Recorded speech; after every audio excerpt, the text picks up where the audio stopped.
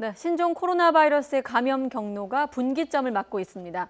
중국으로부터의 감염 가능성은 줄어드는 대신에 제3국을 통한 감염과 또 지역사회 확산이 늘고 있습니다. 네, 류재복 기자와 함께 어제 오늘 사이 새로 확진된 환자 7명의 감염 경로와 동선 등을 분석해 보겠습니다. 안녕하십니까? 네, 우리가 지금 분기점을 맞고 있다는 것은 이제 감염 경로가 지금까지와는 좀 다른 양상을 보이고 있기 때문 아니겠습니까? 그러려면 이제 추가된 확진 환자 4명의 좀 동선이라고 해야 될까요? 좀 파악해 볼 필요가 있겠죠? 네, 어제 오늘 사이에 환자가 7명이 새로 나왔는데요. 네. 이건 검사법과도 관련이 있습니다. 그 전까지는 판코로나 분석법이라고 그래서 검사하는데 결과가 이틀 정도 걸렸거든요. 네. 그런데 새로운 검사법은 6시간 만에 확진 판정이 나옵니다. 네. 그래서 아마 환자가 좀 늘어난 측면도 있다는 것을 우선 말씀드리고, 오늘 아침에 일찍 4명 새로운 환자가 발표가 됐는데 네. 한 환자씩 설명을 드리자면 20번째 환자는 41살 여성인데요. 이 환자는 1차 검사에서는 음성이 나왔는데 2차에서 양성 판정을 받았습니다. 이런 경우는 8번 환자 때 그랬죠. 군산에 있는 그 8번 환자가 지난달 28일 음성 나와서 귀가를 했는데 네. 상태가 좋지 않아서 30일에 병원을 찾아서 검사를 해봤더니 확진 판정이 났습니다. 예. 그동안에 이 8번 환자가 전북 군산의 식당이나 마트 등을 돌아다녀서 상당히 문제가 됐었는데요. 20번 환자도 마찬가지 경우입니다. 수원시 장안구 천천동 다가구 주택에 사는데 15번째 환자 가족과 함께 사는 처제입니다. 15번 환자의 처제, 15번 확진 환자의 처제고요.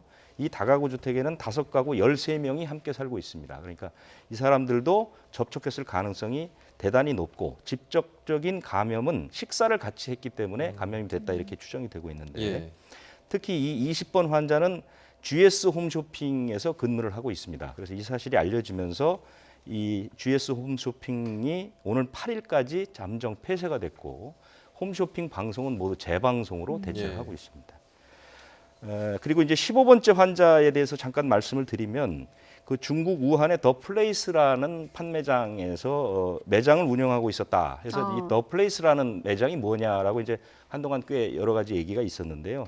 이 더 플레이스는 중국 우한에 그 대형 쇼핑몰이 있습니다. 우리나라 동대문 시장을 모델로 한 모델이 있는데 네. 총 5개 동의 건물 중에 한 건물이 한국관입니다. 한국의 물건을 파는 그런 가게들이 들어있는데요. 예. 그 가게들을 모여 있는 한 동을 더 플레이스라고 부르는데 3번, 7번, 8번, 15번 요 4 환자가 이 더 플레이스에서 일을 하거나 방문했거나 이런 사람들입니다. 예. 그다음에 21번째 환자를 설명을 드리면, 21번째 환자는 59살 여성인데요. 6번 환자의 접촉자입니다. 그러니까 6번 환자는 그 3번 환자의 접촉자로 알려져 있죠. 예. 한일관에서 그렇습니다. 식사했던. 그래서 이 네. 21번째 환자는 3차 감염에 해당된다고 볼 수 있습니다. 그렇군요. 그러니까 3번 환자가 지난달 22일에 6번 환자와 강남 한일관에서 식사를 했고, 아마 그 자리에서 감염된 것으로 지금 보이는데요. 6번 환자가 26일에 그 자택 근처에 있는 명륜교회에서 3차례 예배를 드렸고 식사까지 했습니다. 그런데 바로 이 자리에 이 21번째 환자가 참석을 했었고요. 네. 여기서 아마 감염이 된 게 아닌가 현재 추정이 되고 있습니다. 예. 왜냐하면 6번 환자가 27일부터는 자택 격리 상태에 있었습니다. 그렇기 때문에 26일까지 돌아다녔기 때문에 아마 26일에 21번째 환자와 그 접촉을 하면서 감염된 예. 것이 아닌가 하고요. 이 6번 환자는 뭐 이른바 슈퍼 전파자의 가능성이 좀 점쳐지고 있는 이유가 예. 10번, 11번 환자도 6번 환자의 아내와 부인과 아들입니다. 예. 그러니까 3번 환자를 통해서 6번 환자가 감염됐고 6번 환자를 통해서 10번, 11번 그리고 21번 환자 이렇게 감염됐을 확률이 있죠. 예. 그 3번 환자 처음에 그 3번 환자는 역시 우한의 더 플레이스에서 일하는 사람입니다. 네. 이렇게 이제 다 감염이 연결이 되고 있는 건데요. 그다음에 22번째 환자는 16번 환자와 연관이 됩니다. 16번 환자는 어제 설명드렸듯이 태국에 네. 가족 여행을 갔던 그 42살 여성인데요. 이 22번째 환자는 46살 남성인데 그 16번째 환자의 오빠입니다. 네. 이분은 그 광주에 살고 있는데 전남 나주가 친가입니다. 예. 친가를 방문했을 때 그 16번 환자와 21번, 18번 21살짜리 딸 18번 환자 그리고 이 22번째 환자가 같이 식사를 했습니다. 예. 그 자리에서 감염됐을 것으로 보는데 광주 우편물 집중국에서 일하는 직원입니다. 이 22번째 환자의 부인은 음성으로 판정됐고 지금 아들이 지난달 26일에 영국으로 한 달짜리 연수를 갔습니다. 그래서 이 아들도 접촉 가능성이 있기 때문에 예. 지금 귀국을 하는 것을 지금 조율을 하고 있다고 하고요. 예. 말씀드린 대로 16번 환자의 큰딸 21살 그 여성은 18번째 확진자죠. 네. 16번 환자가 가족이 남편과 3자녀가 있는데요. 지금 그 딸은 확진이 됐고 나머지 3명은 음성 판정이 나왔다고 합니다. 그러니까 20번과 21번, 22번 환자를 보면 2차 감염 또는 3차 감염입니다. 그러니까 아까 처음에 우리 앵커께서 물어보신 것처럼 중국으로부터의 직접 감염이 아니고 이게 국내 감염의 형태 아니면 중국 외의 국가에서 들어오는 형태 이렇게 볼 수가 있는 거죠. 예. 그 23번 환자를 설명드리면 네. 23번 환자는 이 환자도 좀 특이합니다. 지난달 23일에 우한에서 들어온 환자입니다. 그러니까 중국인 7명과 함께 단체 관광을 하러 입국을 했습니다. 예. 그런데 이 사람은 입국 당시에 증상이 없어서 무사 통과를 했죠. 지금 퇴원한 1번 환자 같은 경우는 공항 입국장에서 발열 증상이 있어 맞아요. 바로 격리가 네. 돼서 바로 이제 확진이 됐기 때문에 예. 치료나 관리가 제대로 됐지만 이 사람은 지금 지난달 23일에 와서 확진이 어젯밤에 됐으니까요. 예. 거의 2주 이상을 아무 제재 없이 관광을 다니고 활동을 했던 겁니다. 그래서 큰 문제가 있는 거죠. 그러니까 8명 단체 관광객들이 처음에는 중구에 있는 숙소에 머물다가 서대문구로 숙소를 옮긴 걸로 되어 있습니다. 예. 그 서대문구 숙소에서 이 23번째 환자가 열이 나서 보건소에 신고를 했고 보건소에 이 사람을 조사해 보니 이제 확진 환자로 된 건데요. 예. 이 환자 역시 전수조사 대상자였습니다. 그런데 전수조사 대상자가 오늘 발표됐는데 1,605명 가운데 외국인 29명이 연락이 되지 않는다. 네. 그러니까 이 왜 연락이 되지 않을까 궁금하신 분들이 많은데 바로 이런 경우일 수가 있습니다. 그러니까 이 사람들은 서울에 2주 일정의 관광으로 온 사람들이 아닙니다. 뭐 2박 3일 또는 3박 4일 일정으로 여행을 왔는데 우한 공항이 폐쇄가 됐습니다. 지난달 23일에. 예. 그러니까 이 사람들은 돌아갈 수가 없습니다. 우한으로.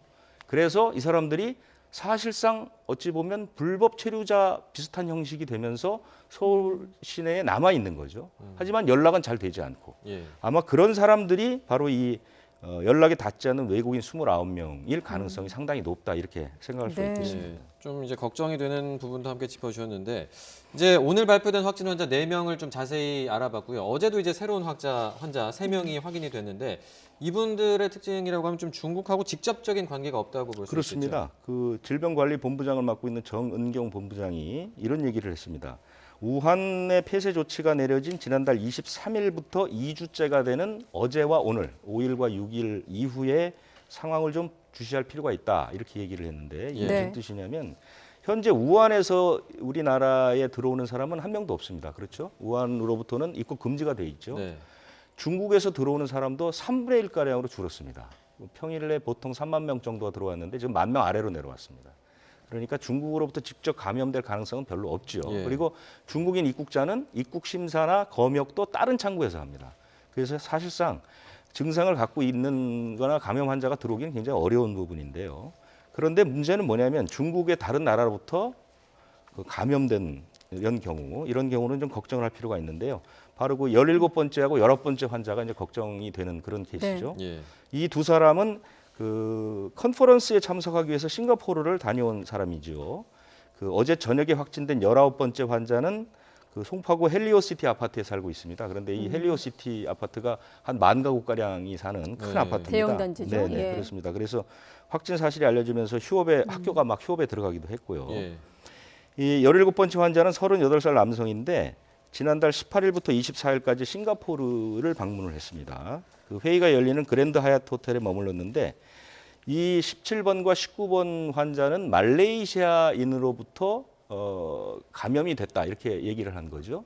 바로 그 식사 자리에 그 17번, 19번 환자와 그 문제의 말레이시아인이 함께 있었다는 겁니다. 예. 그래서 이 말레이시아에는 물론 싱가포르에 있을 때는 그 증상이 없었고 본국으로 돌아가서 나중에 감염이 된 게 3일입니다. 지난 3일. 네. 확진이 되자마자 그 이 회사 본사에서 이메일을 통해서 17번 환자에게 이 사실을 알렸고 17번 환자가 검사를 받아서 확진이 됐습니다. 그 사실을 안 19번 환자가 자신도 검사를 받았더니 확진이 된 거죠. 예. 사실 이 싱가포르에는 우리나라 사람이 4명이 갔습니다.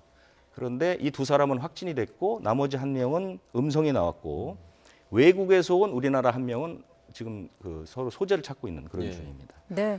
지금까지 쭉 이제 추가된 확진 환자들의 어떤 감염 경로를 설명해 주셨는데 어떻습니까? 이 정도 상황이면 정부도 다른 대책이 좀 있어야 될 것 같은데 한 시간이 1분 이내거든요. 끝으로 네, 좀 짧게 정리해 주시죠. 말씀드리면요. 개정된 대응 절차를 발표를 했습니다. 그러니까 지금까지는 우한이나 그 우한이 속해 있는 후베이성에서 들어온 사람들만 그 바이러스 감염을 검사를 했는데 이것을 네. 중국 전체로 확대했다는 것. 그것이 가장 큰 문제고요. 네. 또 하나는 중국을 거치지 않고 왔더라도 담당 의사가 판단해서 문제가 있다고 생각하면 이 바이러스 검사를 받을 수 있게 이렇게 범위를 확대. 우리가 걱정하는 부분들을 좀 막기 위해서 네. 그런 그 조치를 확대했다는 이런 내용들이 담겨 있습니다. 왜냐하면 음성이었다 양성인 경우들이 생겨나고 있기 때문에. 그리고 네. 지금 그 중국을 다녀오지 않은 환자들이 상당 기간 제재 없이 돌아다니다가 나중에 증상이 네. 커지면서 그때 검사를 받아서 지역 사회 전파 가능성이 굉장히 높기 때문에 이렇게 이 적용 범위를 크게 늘렸다 이렇게 보시면 그렇습니다. 되겠습니다. 예. 알겠습니다. 신종 코로나 바이러스 관련해서 국내 현황 류재복 기자와 함께 짚어봤습니다. 오늘 말씀 잘 들었습니다. 네.